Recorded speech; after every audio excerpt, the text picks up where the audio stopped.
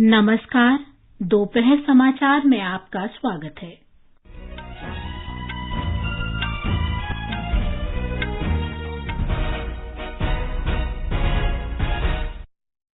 लोकसभा की कार्यवाही पेट्रोलियम पदार्थों की कीमतों में वृद्धि सहित विभिन्न मुद्दों पर विपक्ष के हंगामे के कारण बार-बार स्थगित।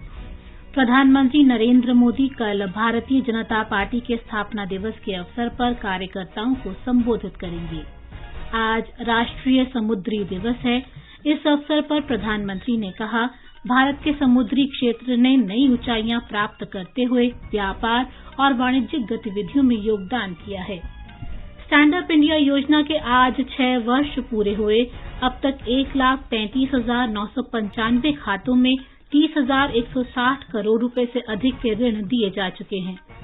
श्रीलंका में आर्थिक संकट को लेकर बढ़ते विरोध के बीच 40 सांसद सत्ताधारी गठबंधन से हटे। मौसम विभाग के अनुसार अगले 5 दिनों में गुजरात, राजस्थान, महाराष्ट्र, छत्तीसगढ़, झारखंड, बिहार, तेलंगाना और देश के कुछ हिस्सों में लू का प्रकोप जारी रहेगा।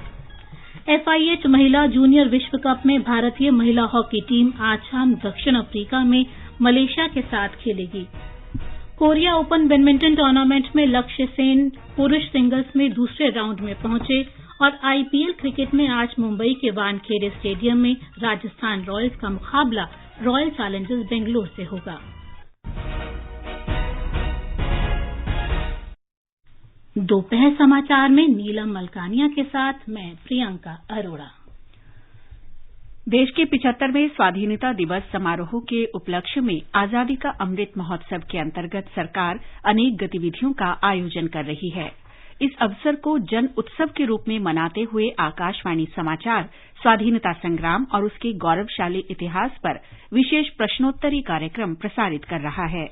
ये क्विज 15 अगस्त 2022 तक प्रत्येक सोमवार और मंगलवार को समाचार प्रभात में प्रसारित होगी। भारतीय डाक विभाग अमृत महोत्सव क्विज में आकाशवाणी के साथ सहयोगी के रूप में शामिल है।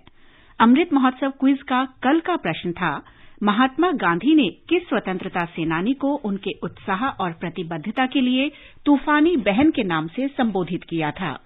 वे दिल्ली की बिरला मिल में मजदूरों की हड़ताल का आयोजन करने वाली पहली महिला भी थीं। सही उत्तर है सत्यवती देवी।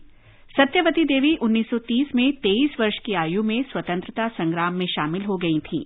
वे एक ओजस्वी वक्ता थीं। उन्होंने ग्रामोद्योग के पुनरुद्धार का प्रयास किया।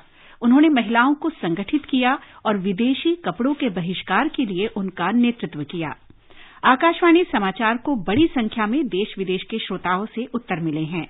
भाग्यशाली विजेता हैं कर्नाटक के दावणगेरे में सिद्ध वीरप्पा बाड़वाने के श्रीकांत बी भट्ट।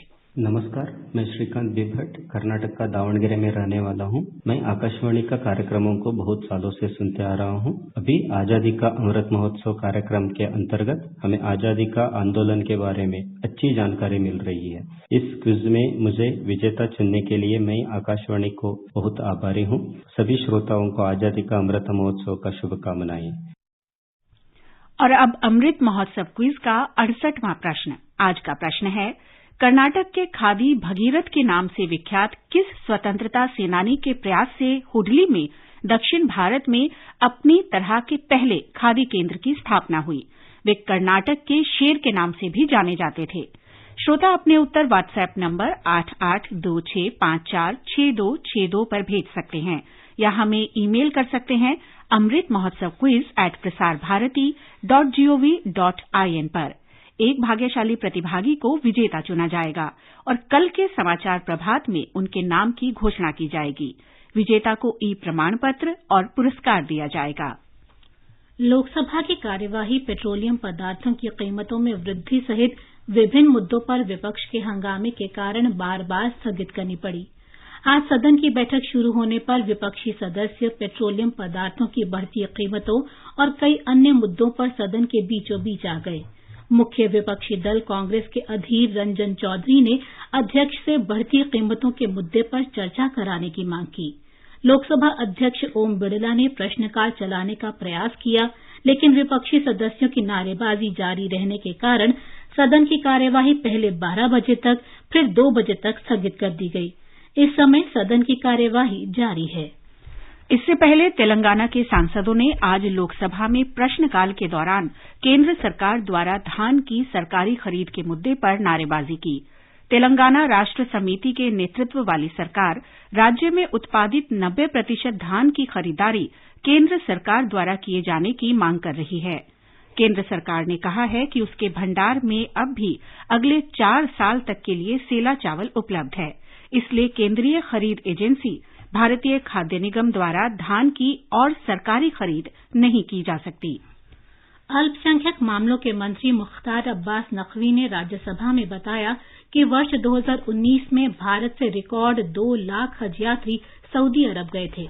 उन्होंने बताया कि इस बार की हज यात्रा को लेकर सरकार पूरी तरह जागरूक और तैयार है। इस बार हम कोशिश कर रहे हैं, हमारी तरफ से तैयारियां, लेकिन हज यात्रा हिंदुस्तान में नहीं बल्कि सऊदी अरब में होनी है और सऊदी अरब सरकार को तय करना है कि हज यात्रा कब होगी, कितने लोग हिंदुस्तान से जाएंगे। इसी समय नरेंद्र मोदी जी की सरकार के समय रिकॉर्ड 2 लाख से ज्यादा हज यात्री हिंदुस्तान से हज यात्रा करने गए हैं। इसलिए पैंडेमिक पीरियड की वजह से है, जो सऊदी अरब सरकार तय करेगी हम उसके साथ हैं। तृणमूल कांग्रेस सदस्य मोहम्मद नदीमुल हक द्वारा शून्यकाल के दौरान हज यात्रियों की संख्या के बारे में पूछे गए प्रश्न के उत्तर में श्री नकवी ने ये जानकारी दी।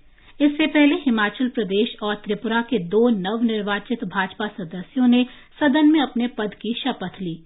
हिमाचल प्रदेश के डॉक्टर सिकंदर कुमार और त्रिपुरा के मानिक साहा ने शपथ ग्रहण की। भाजपा कल अपना स्थापना दिवस मना रही है। इस अवसर पर सामाजिक न्याय पखवाड़ा मनाया जाएगा। इस महीने की 7 से 20 तारीख तक आयोजित पखवाड़े के दौरान पार्टी कार्यकर्ता बूथ, प्रखंड और जिला स्तर पर सरकार की कल्याणकारी योजनाओं के बारे में आम लोगों को जानकारी देंगे। आज नई दिल्ली में पार्टी संसदीय दल की बैठक के बाद संवाददाताओं से बातचीत में पार्टी के वरिष्ठ नेता और केंद्रीय मंत्री प्रहलाद जोशी ने कहा कि इस दौरान प्रतिदिन आयुष्मान भारत, प्रधानमंत्री आवास योजना और हर घर जल सहित सरकारी योजनाओं पर आधारित कार्यक्रम आयोजित किए जाएंगे। इस प्रोग्राम में एक दिन हम तालाब स्वच्छता का एक कार्यक्रम ले रहे हैं, आंगनवाड़ी जा रहे हैं, ऐसे बहुत कार्यक्रम है और सभी हमारे एमपीज को माननीय प्रधानमंत्री जी ने एक आह्वान किया है। उन्होंने प्रेरणा दी है कि 15 दिवस के आजादी के अमृत महोत्सव के इस पर्व पर सभी अपने क्षेत्र में सेवा में लगाइए, सेवा के कार्य में लगाइए, ऐसे उन्होंने आह्वान की है। अम्बेडकर का जयंती का दिन भी विशेष प्रोग्राम का माननीय प्रधानमंत्री जी ने आह्वान की है। श्री जोशी ने बताया कि प्रधानमंत्री नरेंद्र मोदी कल पार्टी के स्थापना दिवस पर भाजपा कार्यकर्ताओं को संबोधित करेंगे। स्टैंड अप इंडिया योजना के आज 6 वर्ष पूरे हो गए हैं। योजना के तहत अनुसूचित जाति, जनजाति और महिला अभ्यर्थियों को उत्पादन, सेवा और कारोबार क्षेत्र में नए उद्यमों के लिए ऋण दिए जाते हैं। प्रधानमंत्री नरेंद्र मोदी ने स्टैंड अप इंडिया योजना की शुरुआत 5 अप्रैल 2016 को की थी। अब तक योजना के तहत 1,33,995 खातों में 30,160 करोड़ रुपए से अधिक के ऋण दिए जा चुके हैं। स्टैंड अप इंडिया योजना आर्थिक सशक्तिकरण और रोजगार सृजन पर ध्यान केंद्रित करते हुए जमीनी स्तर पर उद्यमिता को बढ़ावा देने के लिए शुरू की गई थी। स्टैंड अप इंडिया योजना का उद्देश्य प्रति बैंक शाखा में कम से कम एक अनुसूचित जाति या अनुसूचित जनजाति के उधारकर्ता और एक महिला उधारकर्ता को 10 लाख से 1 करोड़ रुपए के बीच ऋण की सुविधा प्रदान करना है। 2019-20 में स्टैंड अप इंडिया योजना को 2025 तक बढ़ा दिया गया था। संभावित उद्यमियों की आशाएं, आकांक्षाएं और अपेक्षाएं बढ़ रही है। सुपर्णा सैकिया, आकाशवाणी समाचार, दिल्ली। ये समाचार हमारी वेबसाइट newsonair.com/hindi और हमारे mobile app news on AIR पर भी उपलब्ध हैं। सुनो ना, हाँ? सोच रहा हूँ अपना बिजनेस क्यों न बढ़ा लूं। तो रोका किसने है? हाँ? रोका तो किसी ने नहीं, पर समझ नहीं आ रहा कि मदद किससे मांगूं। मुझसे। तुमसे? तो अच्छा बताओ फिर। आकाशवाणी है ना, मैंने सुना है उसका नेटवर्क देश भर में फैला है। पर उससे मेरा क्या फायदा? देखो, फायदा है। जिस शहर में चाहो विज्ञापन की मदद से उपभोक्ताओं तक पहुँच जाओ। पर अब ये भी तो बता दो कि आकाशवाणी से संपर्क कैसे करूं? बहुत आसान है, मैं बताती हूँ। नंबर नोट करो, 870-001-42 42। 8700014242। लो अभी फोन लगाता हूँ 8700014242 पर।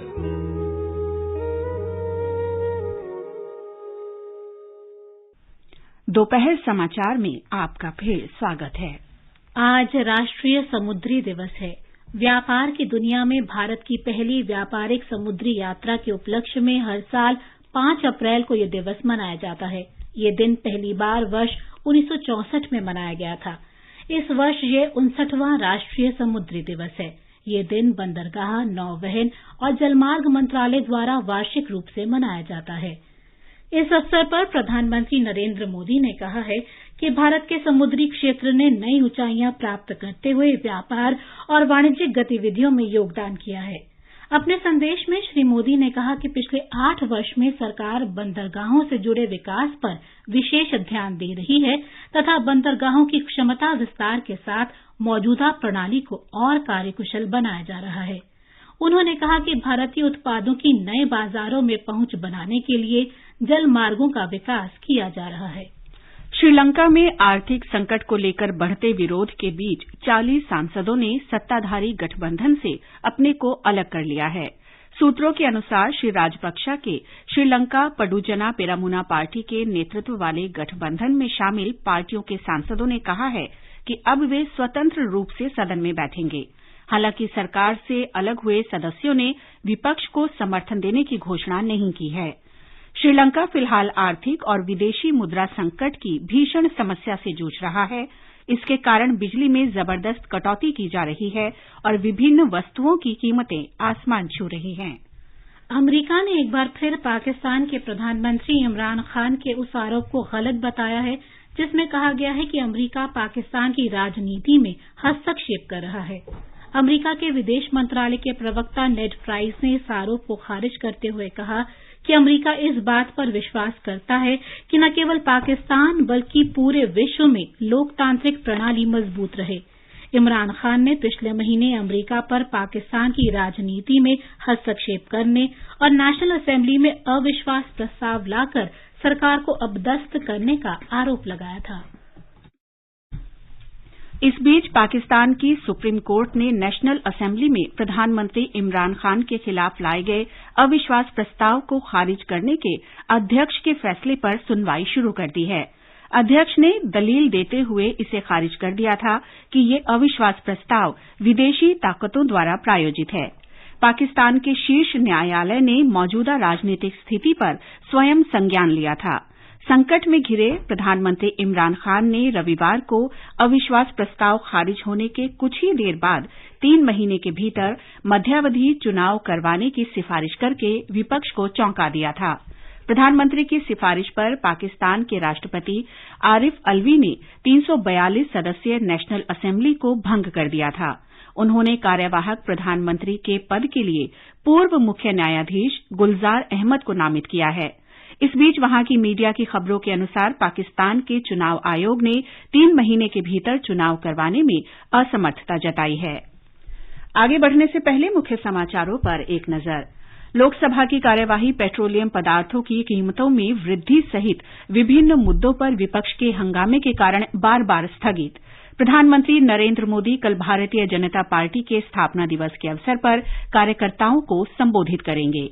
आज राष्ट्रीय समुद्री दिवस है। इस अवसर पर प्रधानमंत्री ने कहा, भारत के समुद्री क्षेत्र ने नई ऊंचाइयां प्राप्त करते हुए व्यापार और वाणिज्यिक गतिविधियों में योगदान किया है।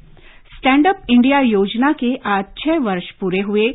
अब तक 1,33,995 खातों में 30,160 करोड़ रुपए से अधिक के ऋण दिए जा चुके हैं। श्रीलंका में आर्थिक संकट को लेकर बढ़ते विरोध के बीच 40 सांसद सत्ताधारी गठबंधन से हटे। मौसम विभाग के अनुसार अगले 5 दिनों में गुजरात, राजस्थान, महाराष्ट्र, छत्तीसगढ़, झारखंड, बिहार, तेलंगाना और देश के कुछ अन्य हिस्सों में लू का प्रकोप जारी रहेगा। FIH महिला जूनियर विश्व कप में भारतीय महिला हॉकी टीम आज शाम दक्षिण अफ्रीका में मलेशिया के साथ खेलेगी। कोरिया ओपन बैडमिंटन टूर्नामेंट में लक्ष्य सेन पुरुष सिंगल्स में दूसरे राउंड में पहुंचे। आईपीएल क्रिकेट में आज मुंबई के वानखेड़े स्टेडियम में राजस्थान रॉयल्स का मुकाबला रॉयल चैलेंजर्स बैंगलोर से होगा। केंद्र शासित प्रदेश जम्मू कश्मीर से संबंधित परिसीमन आयोग उच्चतम न्यायालय की सेवानिवृत्त न्यायाधीश रंजना प्रकाश देसाई की अध्यक्षता में आज सवेरे श्रीनगर पहुंचा। आयोग इस समय डल झील के किनारे शेर कश्मीर इंटरनेशनल कन्वेंशन सेंटर में कश्मीर डिवीजन के सभी 10 जिलों में समाज के विभिन्न वर्गों के लोग, राजनीतिक दल, पंचायती राज संस्थाओं के सदस्य, जनप्रतिनिधि मंडलों के साथ बैठक कर रहा है। परिसीमन आयोग को 5 अगस्त 2019 को जम्मू कश्मीर और लद्दाख दोनों केंद्र शासित प्रदेशों में अनुच्छेद 370 हटाए जाने के बाद विधानसभा और संसदीय निर्वाचन क्षेत्रों की सीमा के पुनः निर्धारण का काम सौंपा गया है। राष्ट्रव्यापी टीकाकरण अभियान के अंतर्गत देश में अब तक 184 करोड़ 87 लाख से अधिक कोविड रोधी टीके लगाए जा चुके हैं। इस समय 12,054 लोगों का इलाज चल रहा है। स्वस्थ होने की दर 98.76% है। पिछले 24 घंटों में 1,280 लोग संक्रमण से ठीक हुए और इस दौरान 795 नए मामले सामने आए। दक्षिण अफ्रीका में FIH महिला जूनियर विश्व कप में आज भारतीय महिला हॉकी टीम का मुकाबला पूल डी के आखिरी मैच में मलेशिया से होगा। इससे पहले भारत ने जर्मनी को 2-1 से हराकर दूसरी जीत हासिल की और क्वार्टर फाइनल में अपनी जगह पक्की कर ली। शनिवार को पूल डी के पहले मैच में भारत ने वेल्स को 5-1 से हराया था। भारतीय टीम पूल डी में पहले स्थान पर जबकि जर्मनी दूसरे स्थान पर है। कोरिया ओपन बैडमिंटन टूर्नामेंट आज से कोरिया के सुनचियान शहर में शुरू हो गया है।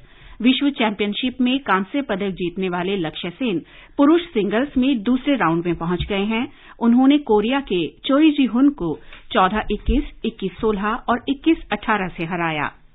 आईपीएल क्रिकेट में आज मुंबई के वानखेड़े स्टेडियम में राजस्थान रॉयल्स का मुकाबला रॉयल चैलेंजर्स बैंगलोर से होगा। कल रात नवी मुंबई के डीवाई पाटिल स्टेडियम में लखनऊ सुपर जायंट्स ने सनराइजर्स हैदराबाद को 12 रन से हरा दिया। ये समाचार आकाशवाणी से प्रसारित किए जा रहे हैं। ताजा समाचार जानने के लिए आप हमारे Twitter handle @AIR News Hindi को फॉलो कर सकते हैं। क्या आप कॉम्पिटिटिव एग्जाम की तैयारी कर रहे हैं? ऑल इंडिया रेडियो के नए प्रोग्राम अभ्यास में हमारे विशेषज्ञ आपके सवालों का देंगे जवाब। शनिवार रात 9:30 बजे FM गोल्ड पर। इस बार का विषय है इंडियन पॉलिटी एंड कॉन्स्टिट्यूशन। आप इससे जुड़े सवाल व्हाट्सएप करें 9289094044 पर या सवाल ईमेल भी कर सकते हैं abhyas.airnews@gmail.com पर। भारतीय संविधान और राजनीति विषय पर आपके प्रश्न हमें 5 अप्रैल तक मिल जाने चाहिए। आपका अभ्यास हमारा प्रयास। ये आकाशवाणी है। आजादी के अमृत महोत्सव के अंतर्गत स्वतंत्रता संग्राम में अपने प्राणों को न्यौछावर करने वाली वीरांगनाओं की गाथाओं को कड़ियों में जोड़कर आकाशवाणी लाया है विशेष प्रस्तुति अपराजिता। ये कार्यक्रम आज शाम 4:45 पर प्रसारित किया जाएगा। भारत के स्वतंत्रता संग्राम में अनगिनत स्वतंत्रता सेनानियों ने अपने प्राणों की आहुति दी। कुछ इतिहास में अमर हो गए और कई गुमनाम। आजादी के अमृत महोत्सव के अंतर्गत 75 कड़ियों की श्रृंखला में हम उन वीरांगनाओं की बात करेंगे जिनका योगदान कभी भुलाया नहीं जा सकता।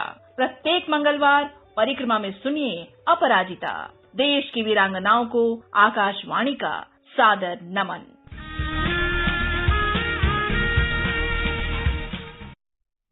आजादी के अमृत महोत्सव के अंतर्गत आइए अब सुनते हैं आकाशवाणी की विशेष प्रस्तुति आजादी का सफर। आजादी का अमृत महोत्सव।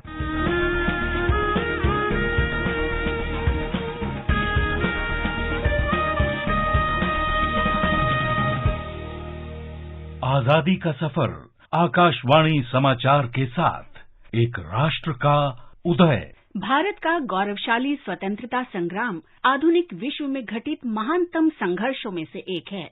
आकाशवाणी समाचार आपके लिए प्रत्येक दिन लेकर आ रहा है इसी स्वतंत्रता आंदोलन की एक झलक। बहनों और भाइयों, पिछला चुनाव नहीं था, भारत की जनता का एक महान अभियान था। उस समय के परिस्थितियों को बदल देने का, तानाशाही के धारा को मोड़ देने का और भारत में प्रजातंत्र की बुनियाद को मजबूत कर देने का एक क्रांति हुई और इस क्रांति का फल आज देखने को मिल रहा है। आज का दिन विश्व के इतिहास में अपना स्थान नहीं रखता। आज की कड़ी में हम याद कर रहे हैं स्वतंत्रता सेनानी और सामाजिक न्याय के लिए समर्पित रहे बाबू जगजीवन राम को, जिनका जन्म 1908 में 5 अप्रैल को बिहार के भोजपुर में हुआ था। उन्होंने कलकत्ता में अखिल भारतीय रविदास महासभा की स्थापना की और तथाकथित वंचित वर्ग को स्वतंत्रता संग्राम से जोड़ने के लिए अखिल भारतीय वंचित वर्ग लीग की शुरुआत की। बाबू जगजीवन राम ने स्वतंत्रता संग्राम में बहुत ही सक्रिय भूमिका निभाई। वर्ष 1936 में 28 साल की उम्र में ही वो बिहार विधान परिषद के मनोनीत सदस्य के रूप में विधायक बन गए। सन 1937 में जब कांग्रेस की सरकार बनी, जगजीवन राम शिक्षा और विकास मंत्रालय में संसदीय सचिव नियुक्त किए गए। हालांकि 1938 में पूरे मंत्रिमंडल के साथ उन्होंने त्याग पत्र दे दिया। गांधी जी से प्रेरित जगजीवन राम ने 10 दिसंबर 1940 को गिरफ्तारी दी। रिहाई के बाद वे पूरी तरह सविनय अवज्ञा आंदोलन से जुड़ गए। भारत छोड़ो आंदोलन में सक्रिय भागीदारी के लिए 19 अगस्त 1942 को उन्हें फिर गिरफ्तार कर लिया गया। सन 1946 में रिहा होने के बाद वो अंतरिम सरकार में सबसे कम उम्र के मंत्री बने। भारत की संविधान सभा के सदस्य के तौर पर उन्होंने संविधान में सामाजिक न्याय की प्रतिष्ठापना सुनिश्चित की। जगजीवन राम अगले 30 वर्ष तक विभिन्न विभागों के मंत्री के रूप में देश की सेवा करते रहे। 1971 के भारत पाकिस्तान युद्ध के समय वो देश के रक्षा मंत्री थे। इस युद्ध से ही बांग्लादेश का उदय हुआ। केंद्रीय कृषि मंत्री के रूप में उनके 2 कार्यकाल भारत में हरित क्रांति और कृषि के आधुनिकीकरण के लिए अब भी याद किए जाते हैं। इस महान राष्ट्रवादी नेता को हमारा शत शत नमन। आज ही हम महात्मा गांधी के दूसरे पुत्र मणिलाल गांधी को भी याद कर रहे हैं। मणिलाल गांधी का निधन 5 अप्रैल 1956 को हुआ था। मणिलाल का जन्म ब्रिटिश इंडिया के दौरान राजकोट में 28 अक्टूबर 1892 को हुआ था। 1906 से लेकर 1914 तक वो गांधी जी द्वारा स्थापित फीनिक्स बस्ती और टॉलस्टॉय फार्म में रहे। थोड़े समय के लिए भारत आने के बाद मणिलाल इंडियन ओपिनियन समाचार पत्र के प्रकाशन में सहयोग देने के लिए 1917 में फिर दक्षिण अफ्रीका लौट गए।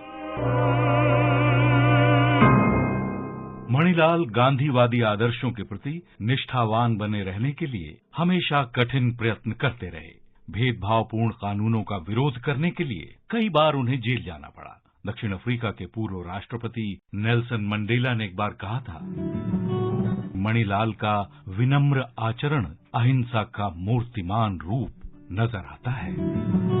मणिलाल 1930 के नमक मार्च में गांधी जी के शुरुआती 78 सत्याग्रहियों में से एक थे। दांडी मार्च के तुरंत बाद धरसाना नमक फैक्ट्री तक मार्च में शामिल होने के लिए उन्हें 10 महीने की जेल की सजा हुई। मणिलाल 1956 में अपनी मृत्यु तक इंडियन ओपिनियन के संपादक बने रहे। इस महान गांधीवादी नेता को हमारा नमन। आज हम स्वतंत्रता सेनानी नवाब सिंह चौहान को भी याद कर रहे हैं। 5 अप्रैल 1981 को उनका निधन हुआ था। नवाब सिंह का जन्म 16 दिसंबर 1909 को उत्तर प्रदेश के अलीगढ़ में हुआ था। ब्रिटिश विरोधी नारे लगाने के कारण उन्हें कॉलेज से निकाल दिया गया। नवाब सिंह चौहान महात्मा गांधी के आह्वान पर 1930 में स्वतंत्रता आंदोलन में शामिल हुए और ब्रिटिश शासन विरोधी गतिविधियों में भाग लेने लगे। 1940 में सत्याग्रह के दौरान नवाब सिंह चौहान ने अलीगढ़ में गांव वालों को एकजुट किया और उनका नेतृत्व किया। उन्हें गिरफ्तार कर लिया गया और 3 वर्ष के लिए जेल में रखा गया। आजादी के बाद नवाब सिंह राजनीति में आ गए और लोकसभा तथा राज्यसभा के सदस्य बनाए गए। उन्होंने समाज के वंचित वर्गों के सशक्तिकरण, ग्रामीण विकास और कृषि अनुसंधान के लिए कार्य किए। नवाब सिंह एक समर्थ कवि भी थे। उन्होंने कंज उपनाम से अपनी लेखनी का उपयोग विशेषकर ब्रज साहित्य और कला के विकास के लिए किया। इस महान देशभक्त को हमारा नमन। आजादी का सफर आकाशवाणी समाचार की संग श्रृंखला की ये कड़ी यहीं संपन्न होती है। कल फिर मिलेंगे अगली कड़ी के साथ।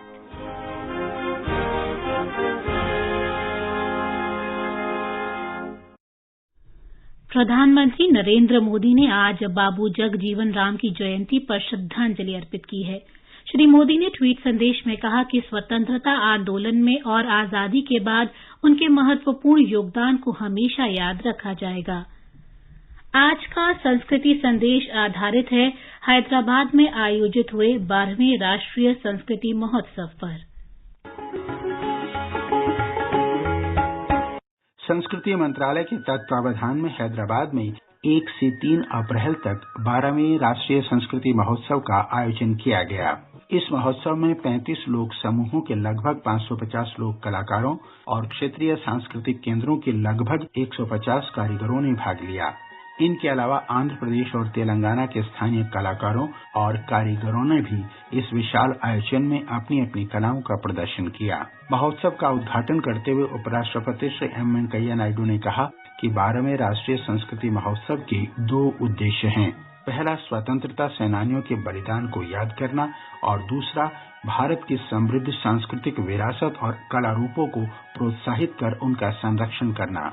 1 अप्रैल को तेलंगाना की राज्यपाल श्रीमती तमिलिसाई सौंदरराजन और केंद्रीय संस्कृति, पर्यटन और डोनर मंत्री श्री जी किशन रेड्डी ने एनटीआर स्टेडियम में आयोजित फोटो प्रदर्शनी देखी। ये प्रदर्शनी तेलुगु के उन स्वतंत्रता सेनानियों को समर्पित थी जिन्होंने ब्रिटिश शासन और हैदराबाद के तत्कालीन निजाम के खिलाफ लड़ाई लड़ी थी। बाद में 2 अप्रैल को हैदराबाद स्थित स्वर्ण भारत ट्रस्ट में उगाड़ी समारोह को संबोधित करते हुए श्री नायडू ने कहा कि युवाओं को भारतीय संस्कृति को संरक्षित करने और प्रत्येक भारतीय त्योहारों के पीछे के संदेश को समझने के प्रयास करने चाहिए।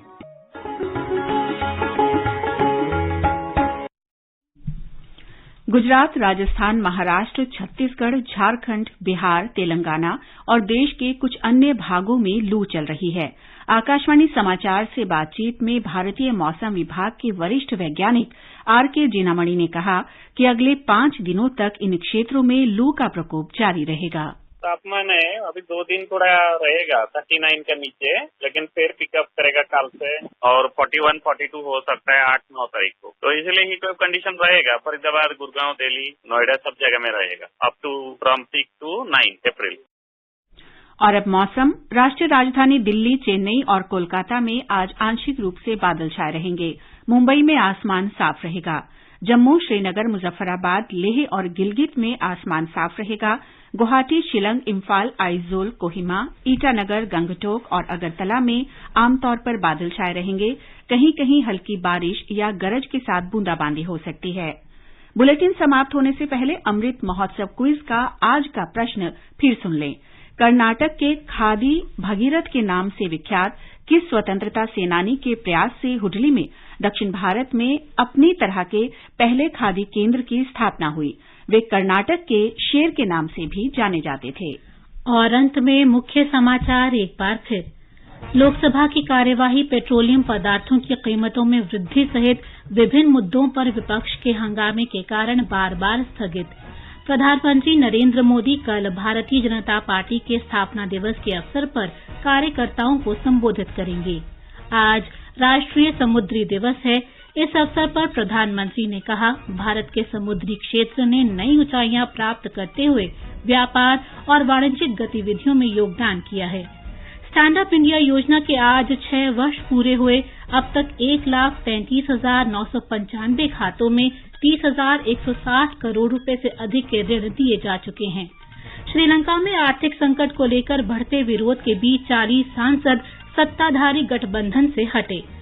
मौसम विभाग के अनुसार अगले 5 दिनों में गुजरात, राजस्थान, महाराष्ट्र, छत्तीसगढ़, झारखंड, बिहार, तेलंगाना और देश के कुछ हिस्सों में लू का प्रकोप जारी रहेगा। FIH महिला जूनियर विश्व कप में भारतीय महिला हॉकी टीम आज शाम दक्षिण अफ्रीका में मलेशिया के साथ खेलेगी।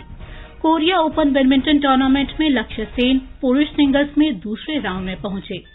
इसके साथ ही दोपहर समाचार का ये अंक समाप्त हुआ। नमस्कार।